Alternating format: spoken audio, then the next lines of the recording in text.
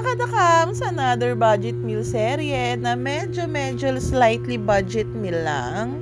Kasi may mga meron dito na mahalya din and merong wala dyan na inalis ko.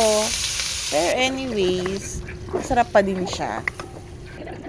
And sabi nga ng NEDA, diba? 21 peso per meal daw ang budget dapat. OMG, saan yun? Paano yun? Ha? Wala pang bigas doon. Wala pang gas. Wala pang condiments. Oh my goodness. Pag namili ka, paano kung mamamasahe ka pa? So, dapat maglalakad ka lang. Siyempre, pag diyan ka lang naman sa mga parang talipapa or parang malapit na market, medyo mahal yan. Diba? Hindi tulad pag talagang sa palengke ka talaga. Oh, anyways, hindi na siya umabot sa 21 per meal.